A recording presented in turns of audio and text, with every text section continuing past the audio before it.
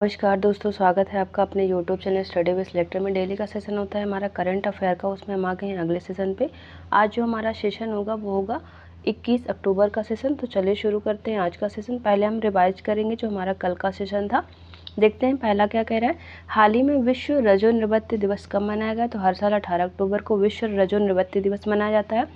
रक्षा मंत्री राजनाथ सिंह ने अभी हाल ही में नौसेना रडार स्टेशन की आधारशिला तेलंगाना में रखी है।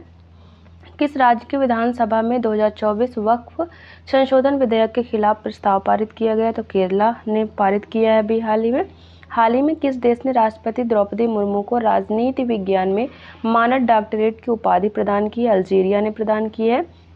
नेक्स्ट कह रहा है, हाल ही में किस देश ने शंघाई सहयोग संगठन की 23वीं शासनाध्यक्ष परिषद की बैठक की मेजबानी की है? तो ये की है पाकिस्तान ने। नेक्स्ट कह रहा है, हाल ही में किस केंद्र शासित प्रदेश ने काकसर ब्रिज का नाम बदलकर कैप्टन अमित भारद्वाज सेतु रखने का फैसला किया है? लद्दाख के द्वारा। हाल ही में हरियाणा के मुख्यमंत्री बने हैं नायब सिंह सैनी। मिस इंडिया 2024 का खिताब किसने जीत लिया? एमपी की हैं ये निकिता पोरवाल। केंद्रीय मंत्री जयंत चौधरी ने आंध्र प्रदेश के विशाखापत्तनम में अभी हाल ही में विस्तार केंद्र का उद्घाटन किया है। इंडिया मोबाइल कांग्रेस 2024 का आयोजन नई दिल्ली में फिलहाल किया जा रहा है। आज का सेशन देखते हैं। पहला क्वेश्चन हमारा कह रहा है, हाल ही में विश्व सांख्यिकी दिवस कब मनाया गया है? विश्व सांख्यिकी दिवस जो है हर साल 20 अक्टूबर को मनाया जाता है। करेक्ट आंसर हमारा क्या हो जाए? हर साल नहीं, सॉरी, ये 5 साल में एक बार मनाया जाता है। तो 20 अक्टूबर को मनाया जाता है विश्व सांख्यिकी दिवस। बात करें तो पहला विश्व सांख्यिकी दिवस 20 अक्टूबर 2010 को संयुक्त राष्ट्र महासभा द्वारा अपनाए गए प्रस्ताव के बाद मनाया गया था। यह उत्सव यानी विश्व सांख्यिकी दिवस 5 साल में एक बार मनाया जाता है। 2024 का आयोजन इस तरह से, मतलब ये चौथा संस्करण है इसका, ये हर 5 साल में एक बार मनाया जाता है और 2010 में इसकी शुरुआत की गई थी। देखते हैं हमारे कुछ दिवस हैं, रिवाइज कर लेते हैं उनको। राष्ट्रीय खाद्य दिवस 16 अक्टूबर को मनाया जाता है। अंतर्राष्ट्रीय गरीबी उन्मूलन दिवस 17 अक्टूबर को। विश्व शाकाहारी दिवस 1 अक्टूबर को। अंतर्राष्ट्रीय अहिंसा दिवस 2 अक्टूबर को। विश्व सेरेब्रल पाल्सी दिवस 6 अक्टूबर को। विश्व शिक्षक दिवस 5 अक्टूबर को मनाया जाता है। विश्व कपास दिवस 7 अक्टूबर को। विश्व मानसिक स्वास्थ्य दिवस 10 अक्टूबर को मनाया जाता है। हमारे कुछ रिवाइज से और आप देख लीजिएगा। अगला क्वेश्चन कह रहा है, हाल ही में यूएनएचसीआर के वर्ष 2024 के नानसेन पुरस्कार से कितने लोगों को सम्मानित किया गया? आंसर हमारा ऑप्शन बी हो जाएगा। टोटल 5 लोगों को अभी हाल ही में यूएनएचसीआर के वर्ष 2024 के नानसेन पुरस्कार से सम्मानित किया गया। करेक्ट आंसर हमारा क्या हो जाएगा? ऑप्शन बी हो जाएगा। 5 अग्रणी महिलाओं, जिसमें एक नन है, एक कार्यकर्ता, एक सामाजिक उद्यमी, एक स्वयंसेवी सहायता कर्मी और राज्य विहीनता को समाप्त करने की वकालत करने वाली, यानी टोटल 5 महिलाएं हैं। उनको 2024 के यूएनएचसीआर नानसेन शरणार्थी पुरस्कार के विजेता के रूप में सम्मानित किया गया है। ब्राजील में शरणार्थी और प्रवासी अधिकारों के लिए काम करने वाली सिस्टर रोसिता मिलेसी, जिनके प्रयासों ने प्रमुख कानून को आकार दिया है, 2024 यूएनएचसीआर नानसेन शरणार्थी जो पुरस्कार है वो उनको दिया गया, उसकी वो वैश्विक विजेता हैं। बुर्किना फासो, मिस्र, नेपाल और तुर्की में काम करने वाली 4 क्षेत्रीय विजेताओं का नाम भी इसमें घोषित किया गया है। और जो सिस्टर रोशिता मिलेसी हैं वो एक वैश्विक विजेता हैं। आगे बढ़ते हैं, करंट के क्वेश्चन रिवाइज करते हैं। कह रहा है, वर्ष 2024 का एबल पुरस्कार मिशेल टेरा जो ग्रैंड है उनको प्रदान किया गया है। रतन टाटा को कीज मानवतावादी पुरस्कार 2021 से सम्मानित किया गया है। जो प्रहलाद चंद्र अग्रवाल है उनको कॉस्पर हैरी मैसी पुरस्कार 2024 से सम्मानित किया गया है। राष्ट्रीय भूविज्ञान पुरस्कार 2023 भारतीय राष्ट्रीय विज्ञान अकादमी के वैज्ञानिक प्रोफेसर धीरज मोहन बनर्जी को दिया गया है। Risk manager of the year 2024 का पुरस्कार भारतीय रिजर्व बैंक को दिया गया है। हैंस वान हेटिंग अवार्ड तमिलनाडु के प्रोफेसर के चोकलिंगम को प्रदान किया गया है। भारतीय लेखक अमिताभ घोष को इरास्मस पुरस्कार 2024 प्रदान किया गया है। आगे बढ़ते हैं, अगला क्वेश्चन हमारा कह रहा है, हाल ही में राष्ट्रीय महिला आयोग की नई अध्यक्ष कौन बनी है? राष्ट्रीय महिला आयोग की जो नई अध्यक्ष है वो कौन बन गई है? आंसर हमारा ऑप्शन बी हो जाएगा। विजया किशोर रहाटकर जो है वो अभी हाल ही में राष्ट्रीय महिला आयोग की नई अध्यक्ष बनी है। इसके पहले आपको पता है रेखा शर्मा थी राष्ट्रीय महिला आयोग के अध्यक्ष, और अभी हाल ही में नई कौन बनी है? विजया किशोर रहाटकर बन गई हैं राष्ट्रीय महिला आयोग की अध्यक्ष। राष्ट्रीय महिला आयोग की अध्यक्ष विजया राहटकर को बनाया गया है। राहटकर NCW की 9वीं अध्यक्ष होंगी, यानी राष्ट्रीय महिला जो आयोग है उसकी 9वीं अध्यक्ष होंगी। इससे पहले वो महाराष्ट्र राज्य महिला आयोग की अध्यक्ष भी रह चुकी हैं, तो इनको आप यहाँ पर देख सकते हैं। आगे देखते हैं, करंट के क्वेश्चन रिवाइज करते हैं। प्रीति सूदन संघ लोक सेवा आयोग की अध्यक्ष बनी है। नवनीत कुमार सहगल प्रसार भारती बोर्ड के अध्यक्ष नियुक्त किए गए हैं। नाइमा खातून अलीगढ़ मुस्लिम विश्वविद्यालय की पहली महिला कुलपति नियुक्त की गई हैं। मनोज कुमार सिंह उत्तर प्रदेश के नए मुख्य सचिव बने हैं। राहुल नवीन प्रवर्तन निदेशालय के निदेशक नियुक्त किए गए हैं। अशोक कुमार सिंह कर्मचारी बीमा निगम यानी ESIC के महानिदेशक बने हैं। मनोज मित्तल ने सिडबी के अध्यक्ष एवं प्रबंध निदेशक का कार्यभार ग्रहण किया है। C श्रीनिवासुलु शेट्टी SBI के नए अध्यक्ष नियुक्त किए गए हैं। और उत्तर प्रदेश महिला आयोग के अध्यक्ष कौन बनी है? बबीता चौहान जो है वो उत्तर प्रदेश महिला आयोग की अध्यक्ष बनाई गई हैं। अगला क्वेश्चन कह रहा है, हाल ही में HDFC बैंक ने किस देश में अपनी पहली शाखा का उद्घाटन किया है? आंसर हमारा ऑप्शन सी हो जाएगा। सिंगापुर में अभी हाल ही में HDFC बैंक ने अपनी पहली शाखा का उद्घाटन किया है। करेक्ट आंसर ऑप्शन सी हो जाएगा, सिंगापुर। बात करें तो भारत के अग्रणी निजी क्षेत्र के बैंक HDFC बैंक ने सिंगापुर में बैंकिंग सेवाएं प्रदान करने के लिए सिंगापुर में अपनी पहली शाखा का उद्घाटन किया है। HDFC बैंक के अंतर्राष्ट्रीय परिचालन में अब 5 शाखाएं शामिल हो गई, जिसमें से एक हांगकांग, बहरीन, दुबई, सिंगापुर में है और एक IFSC बैंकिंग इकाई Gujarat international finance tech city में है। बैंक के केन्या, अबू धाबी, दुबई और लंदन में भी प्रतिनिधि कार्यालय कार्य कर रहे हैं। सिंगापुर का आप मैप देख सकते हैं यहाँ पर। यहाँ की राजधानी सिंगापुर ही है और मुद्रा यहाँ की सिंगापुर डॉलर। यहाँ के प्रधानमंत्री हैं लॉरेंस ओंग, यहाँ के प्रधानमंत्री का नाम है। करंट के क्वेश्चन रिवाइज करते हैं।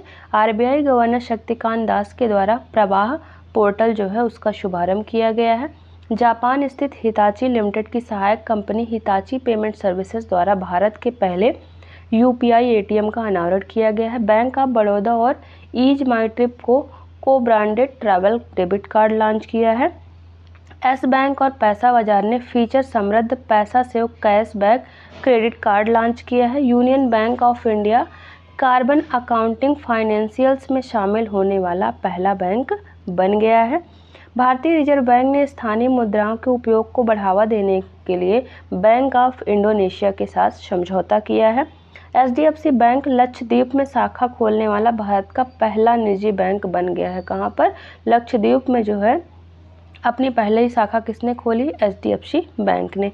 अगला क्वेश्चन कह रहा है, हाल ही में आइडियाज़ योजना के तहत भारत से रुपया ऋण प्राप्त करने वाला दुनिया का पहला देश कौन सा बना है? ऑप्शन हमारा ऑप्शन सी हो जाएगा, मॉरिशस जो है वो आइडियाज़ जो योजना है उसके तहत भारत से रुपया ऋण प्राप्त करने वाला दुनिया का पहला देश बन गया है। करेक्ट आंसर ऑप्शन सी हो जाएगा। बात करें तो भारत सरकार के भारतीय विकास और आर्थिक सहायता योजना यानी जो आइडियाज़ है कार्यक्रम के अंतर्गत भारत ने मॉरिशस सरकार को 487.60 करोड़ रुपए का ऋण प्रदान किया है। यह पहली बार है कि भारत ने जो आइडियाज़ कार्यक्रम है उसके तहत किसी विदेशी सरकार को भारतीय रुपए में ऋण उपलब्ध कराया है। मॉरिशस में एक जल परियोजना है, उसके वित्त पोषण के लिए ये ऋण प्रदान किया गया है मॉरिशस की सरकार को। और ये ऋण सहायता कौन सा बैंक दे रहा है? स्टेट बैंक ऑफ इंडिया जो है ये सहायता दे रहा है। इसके माध्यम से मतलब दी जाएगी उनको जो रुपए के में ऋण की सहायता। ऋण राशि का उपयोग मॉरिशस में लगभग 100 किलोमीटर पुरानी जल पाइपलाइन को बदलने के लिए किया जाएगा। आइडियाज़ बात करें, जो आइडियाज़ योजना है ये क्या है? तो आइडियाज़ योजना भारतीय विकास एवं आर्थिक सहायता योजना जो है, आइडियाज़ को भारत सरकार द्वारा भारत विकास पहल के रूप में शुरू किया गया था। इसकी घोषणा 2003-04 के बजट भाषण में तत्कालीन वित्त मंत्री जसवंत सिंह ने 200 करोड़ रुपए के आवंटन के साथ की थी। कब की थी? 2003-04 में। तब के जो वित्त मंत्री थे जसवंत सिंह, उन्होंने 200 करोड़ रुपए के आवंटन के साथ की थी। बाद में इसका नाम बदलकर भारतीय विकास और आर्थिक सहायता योजना जो है यानी आइडियाज़ कर दिया गया है। आगे देखते हैं, करंट के क्वेश्चन रिवाइज करते हैं। भारत सरकार ने सूरत हवाई अड्डे को अंतर्राष्ट्रीय हवाई अड्डे का दर्जा प्रदान किया है। भारत की नुमालीगढ़ रिफाइनरी लिमिटेड ने अपना पहला विदेशी संपर्क कार्यालय जो बांग्लादेश की राजधानी ढाका है वहां पर शुरू किया है। सऊदी अरब ने 3D तकनीक से विश्व की पहली मस्जिद का निर्माण किया है। हाल ही में न्यूजीलैंड ने डिस्पोजेबल ई सिगरेट या वेप्स पर प्रतिबंध लगाने की घोषणा की है। हाल ही में मैक्सिको की सुप्रीम कोर्ट ने गर्भपात को अपराध की श्रेणी से बाहर कर दिया है। यूपीआई स्वीकार करने वाला पहला यूरोपीय देश फ्रांस बन गया। जो हमारा यूपीआई सिस्टम है उसको स्वीकार करने वाला पहला यूरोपीय देश कौन बना है? फ्रांस बन गया है। अगला क्वेश्चन कह रहा है हाल ही में कटी बिहू महोत्सव का आयोजन किस राज्य में किया गया है? आंसर हमारा ऑप्शन ए हो जाएगा। कटी बिहू महोत्सव जो है उसका आयोजन अभी हाल ही में असम में किया गया है। करेक्ट आंसर ऑप्शन ए हो जाएगा। बात करें तो अक्टूबर के मध्य में मनाया जाने वाला, मतलब आपको ध्यान देना कि अक्टूबर के मध्य में मनाया जाने वाला काटी बिहू, जिसे कोंगाली बिहू के नाम से भी जाना जाता है, असम में मनाए जाने वाले 3 प्रमुख बिहू त्योहारों में से एक है। काटी बिहू असम के कृषि चक्र में एक महत्वपूर्ण चरण का प्रतीक है, यानी आप कह सकते हैं कि एक कृषि उत्सव है। असम के और जो उत्सव उनको बात करें तो अम्बुबाची यहाँ का एक उत्सव है, भोगाली बिहू, बैसागु, देहिंग पटकाई यहाँ के जो है प्रमुख महोत्सव हैं। असम के मुख्यमंत्री हेमंत बिश्वा शर्मा है, यहाँ के राज्यपाल है लक्ष्मण प्रसाद आचार्य और असम की राजधानी क्या है? दिसपुर यहाँ की राजधानी है। आप देख लेते हैं कुछ हमारे स्टेट से संबंधित जो महोत्सव या उत्सव हैं। आंध्र प्रदेश में उगादी, कुछ इंपॉर्टेंट देखते हैं, बाकी आप देख लीजिएगा। अरुणाचल प्रदेश का रे हो गया, पोंगटू, लोसर। असम में अम्बुबाची, इसकी बात हम कर चुके हैं। गोवा का मांडो। हिमाचल प्रदेश में गोची महोत्सव मनाया जाता है। झारखंड का करम उत्सव। कर्नाटक का दशहरा, उगादी यहाँ पर भी मनाया जाता है। केरल में विशु और ओणम। मध्य प्रदेश में लोकरंग उत्सव मनाया जाता है। मेघालय में नोक्रेम त्यौहार। मणिपुर में ओशांग। मिजोरम में चपचारकुट महोत्सव वो मनाया जाता है। नागालैंड में हॉर्नबिल महोत्सव। उड़ीसा की रथ यात्रा जो है आप सबको पता ही बहुत फेमस है। सिक्किम में लोसार या सागा दावा महोत्सव। तमिलनाडु में पोंगल, थाईपुसम जो नाट्यांजलि है वो महोत्सव। तेलंगाना में बोनालू, बथुकम्मा और त्रिपुरा में खर्ची पूजा। तो ये महोत्सव हमारे थे कुछ स्टेट से संबंधित। बात आगे देखते हैं। अगला क्वेश्चन कह रहा है हाल ही में सुप्रीम कोर्ट के अगले यानी 21वें चीफ जस्टिस कौन बने हैं? चीफ जस्टिस ऑफ इंडिया अभी हाल ही में कौन बने हैं? करेक्ट आंसर हमारा क्या हो? ऑप्शन बी हो जाएगा। संजीव खन्ना जो है उनको अभी हाल ही में अगला चीफ जस्टिस बनाने की घोषणा की गई है। करेक्ट आंसर ऑप्शन बी हो जाएगा। बात करें तो justice Sanjeev Khanna supreme court के 21वें चीफ जस्टिस होंगे। जो हमारे अभी वर्तमान के चीफ जस्टिस ऑफ इंडिया हैं DY चंद्रचूड़ ने सरकार से उनके नाम की सिफारिश की है। Chief justice of India Chandrachud 10 नवंबर 2024 को रिटायर हो जाएंगे। CJI चंद्रचूड़ के बाद वरिष्ठता सूची में जस्टिस संजीव खन्ना का नाम है, यानी वरीयता के जो एज में बड़े होते हैं उनको ये दिया जाता है, तो उनके बाद से ये वरीयता क्रम में सीनियर हैं, तो इनको इस पद की सिफारिश सरकार के द्वारा की गई है, इसलिए जस्टिस खन्ना का नाम आगे बढ़ाया गया। हालांकि उनका कार्य सिर्फ 6 महीने का रहेगा। 64 साल के जस्टिस जो खन्ना है वो 13 मई 2025 को रिटायर, क्योंकि आपको पता है कि सुप्रीम कोर्ट के जो चीफ जस्टिस उनकी मैक्सिमम एज कितनी 65 साल तक वो अपने पद पर रह सकते हैं और इनका कार्यकाल 13 मई 2025 तक रहेगा, क्योंकि इनकी आयु तब तक में 65 वर्ष हो चुकी होगी। तो 6 महीने के लिए चीफ जस्टिस ऑफ इंडिया बनाए जाएंगे। रिवाइज करते हैं करंट के question. RS Sharma open network for digital commerce के गैर कार्यकारी अध्यक्ष बने हैं। किशोर मकवाना राष्ट्रीय अनुसूचित जाति आयोग के अध्यक्ष बनाए गए हैं। न्यायमूर्ति अरुण भंसाली ने इलाहाबाद उच्च न्यायालय के मुख्य न्यायाधीश के रूप में शपथ ग्रहण की है। न्यायमूर्ति ऋतु बाहरी उत्तराखंड उच्च न्यायालय की पहली महिला मुख्य न्यायाधीश बनाई गई हैं। मनोज कुमार सिंह उत्तर प्रदेश के नए मुख्य सचिव बने हैं। राहुल नवीन प्रदर्शन निदेशालय के निदेशक नियुक्त किए गए। अशोक कुमार सिंह कर्मचारी राज्य बीमा निगम के महानिदेशक नियुक्त किए गए हैं। मनोज मित्तल ने सिडबी के अध्यक्ष एवं प्रबंध निदेशक का पदभार ग्रहण किया है। C श्रीनिवासन शेट्टी SBI के अध्यक्ष नियुक्त किए गए हैं। अगला क्वेश्चन कह रहा है हाल ही में भारत का दूसरा सबसे बड़ा तितली विविधता केंद्र किसे घोषित किया गया है? आंसर हमारा क्या हो जाएगा, ऑप्शन बी हो जाएगा। असम का जो काजीरंगा नेशनल पार्क है उसे भारत का दूसरा सबसे बड़ा तितली विविधता केंद्र अभी हाल ही में घोषित किया गया, तो आंसर हमारा ऑप्शन बी हो जाएगा। बात करें तो असम का काजीरंगा राष्ट्रीय उद्यान भारत में तितली विविधता का दूसरा सबसे बड़ा केंद्र बन गया है, जिसमें 446 से अधिक दर्ज प्रजातियां हैं, जो अरुणाचल प्रदेश के नामदफा राष्ट्रीय उद्यान के बाद दूसरे स्थान पर है। मतलब पहले स्थान पे कौन है, पहला कौन सा है, नामदफा राष्ट्रीय उद्यान जो अरुणाचल प्रदेश में, दूसरा कौन सा बन गया है, असम का काजीरंगा। आगे देखते हैं, रिवाइज करते हैं कुछ क्वेश्चन। तमिलनाडु राज्य सरकार के द्वारा राज्य पशु की सुरक्षा के लिए नीलगिरी तहर संरक्षण परियोजना की शुरुआत की गई है। अरुणाचल प्रदेश के द्वारा बाघ अभयारण्यों के लिए विशेष बाघ सुरक्षा बल के गठन को मंजूरी दी गई है। भारत का पहला और एशिया का 5वां डार्क स्काई पार्क वाला टाइगर रिजर्व पेंच टाइगर रिजर्व बन गया है। भारत की पहली हिमालयन एयर सफारी उत्तराखंड में शुरू की गई है। गिद्धों की एशियन किंग प्रजाति के लिए विश्व का पहला और प्रजनन केंद्र उत्तर प्रदेश के महाराजगंज में खोला गया है। कहाँ पर, उत्तर प्रदेश के जो महाराजगंज जिला है वहाँ पर खोला गया है।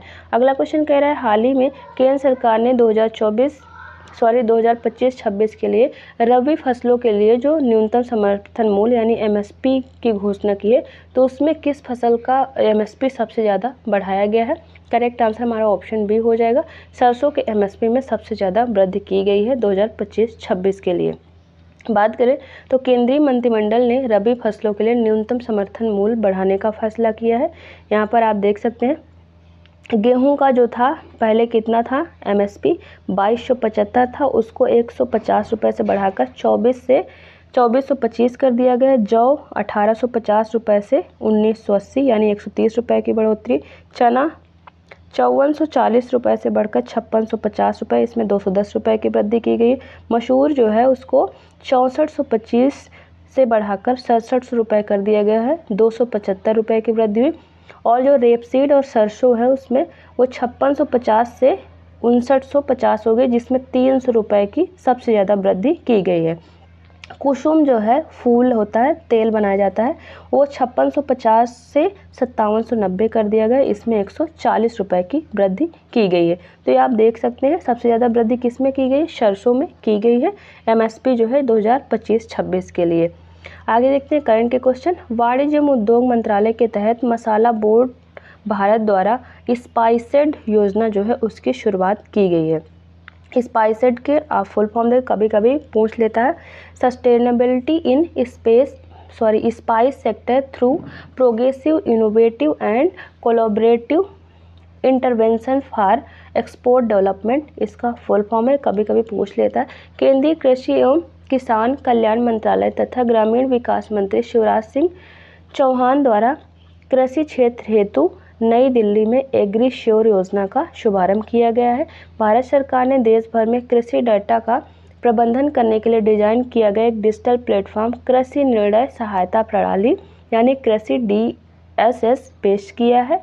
यह उपकरण उपग्रह चित्रों, मौसम के आंकड़ों और मिट्टी के स्वास्थ्य सहित कई प्रकार की जानकारी प्रदान करता है। नागालैंड ने कृषि के नेतृत्व पुरस्कारों में बागवानी के क्षेत्र में सर्वश्रेष्ठ राज्य का पुरस्कार 2024 के लिए जीता है। आगे बढ़ते हैं, अगला क्वेश्चन कह रहा है, हाल ही में किसे वर्ष 2024 के मानवतावादी पुरस्कार से सम्मानित किया गया है। आंसर हमारा ऑप्शन बी हो जाएगा। मोहन जी जो हैं उनको अभी हाल ही में वर्ष 2024 के मानवतावादी पुरस्कार से सम्मानित किया गया है। करेक्ट आंसर ऑप्शन बी हो जाएगा।